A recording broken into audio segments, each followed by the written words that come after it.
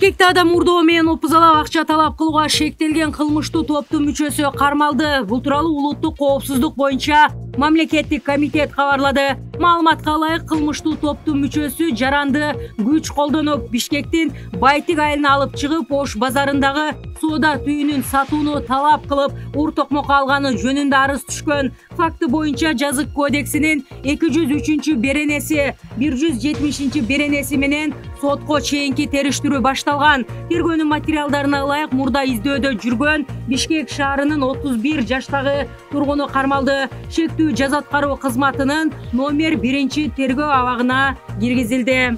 Улуттук коопсуздук комитети Бишкек шаарынын вице-мэри Азат Узаковго козголгон кылмыш ишин алкагында финансы министрлигинин бөлүм башчысы менен өкмөттүк аппараттын мурдагы кызматкери камалганын билдирди. Атайын кызмат тергеп иликтөөнүн жүрүшүндө алардын социалдык объекттерди куруудагы коррупцияга аралашканы аныкталганын маалымдады. УКМК 19 февралда Азат Узаков менен жоопкерчилиги чектелген коомдун башкы директору, курулуш, турак жай жана жарандык курулуш башкармалыгынын бөлүмүнүн башчысын камаган. Атайын кызмат Узаков өкмөттүк аппараттын курулуш, транспорт жана коммуникациялар бөлүмүн жетектеп турганда жеке компаниянын кызыкчылыгын көздөө максатында дагы башка адамдар менен бирге коррупциялык схема уюштурган, мамлекетке 10,8 миллион сомдук чыгым келтирген деп маалымат тараткан.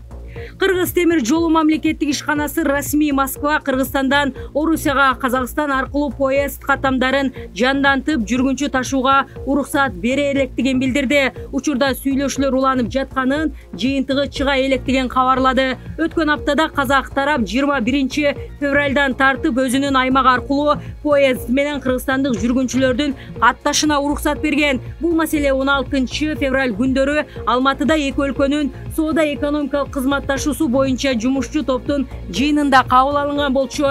Кыргызстандан Орусияга жүргүнчү ташыган поезд каттамы 2020 жылы мартта коронавирус пандемиясынан улам жабылган. Ага чейин жумасына 2 жолу Бишкек, Москва, 8 күндө 1 жолу Бишкек, Новосибирск жана аптасына 1 ирет Бишкек, Казан каттамы болгон. Орусиянын федералдык жыйынынын жогорку палатасы федералдык кеңеш президент Владимир Путинге армияны өлкөнүн сыртында колдонууга уруксат берди. Президенттин өтүнүчү 22 февраль кечинде каралды. Федералдык кеңештин төрайымы Валентина Матвиенко Орусия Донбасска аскерлерин тынчтык орнотуу үчүн жөнөтөрүн айтты. Чечимди 153 депутат колдоду. Документ кабыл алынары менен күчүнө кирди. Президент Донбасстагы кырдаалды жөнгөрүү үчүн ал жака аскерлерди жөнөтүүнү көздөп жатат. Коргоо министринин орун басары Николай Панков сенаторлордун алдында сүйлөп жатып, Украин жетекчилиги зомбулуктун жана кан төгүүнүн жолуна түшүп алганын, Лер жана Дер менен кесилишкен жерлерде Украина 60 миңдей аскерин жыйнаганын маалымдады. 21 февралда Путин Украинанын чыгышындагы жикчилдердин Донецк элдик республикасы жана Луганск элдик республикасы түзүлүштөрүн көз карандысыз мамлекет катары тааный турганын жарыялаган. Алардын лидерлери менен кызматташуу келишимине кол койгон. Бул чечимди Мамдума 22 февралда ратификациялап берди. 22 февралда Украинанын жогорку радасы өлкөнүн чыгышындагы жикчилдердин Донецк элдик республикасы жана Луганск элдик республикасы түзүлүштөрүн көз карандысыз мамлекет катары таануу чечимине байланыштуу билдирүү кабыл алды. Парламент муну кескин айыптап, Москва бул аракети менен иш жүзүндө Минск келишиминен чыкканын билдирди. Жогорку рада андан ары башка өлкөлөргө жана эл аралык уюмдарга кайрылып, жикчилдер ээлеп турган Украинага караштуу аймактарды Орусиянын артынан тааныбага чакырды. Украин парламенти батыш мамлекеттерин Орусияга карата катуу санкцияларды көрүүгө үндөдү. 22 февралда Путин Украинанын чыгышындагы жикчилдердин Донецк элдик республикасы жана Луганск элдик республикасы түзүлүштөрүн көз карандысыз мамлекет катары тааный турганын жарыялаган. Алардын лидерлери менен кызматташуу келишимине кол койгон. Бул чечимди Мамдума 22 февралда ратификациялап берди. Украина президенти Владимир Зеленский Орусиянын аракетин өз өлкөсүнүн суверенитетин бузуу катары баалады.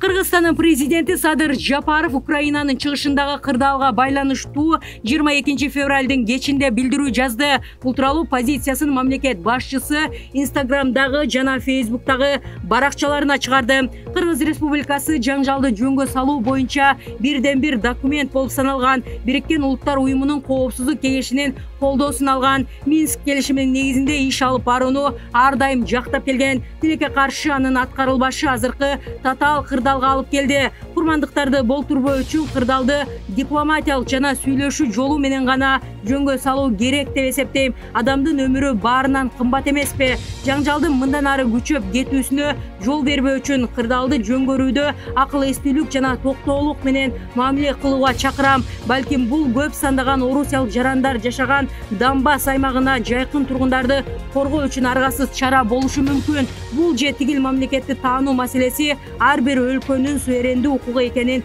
белгилеп койгум келет деген Садыр Жапаров өз билдирүүсүндө.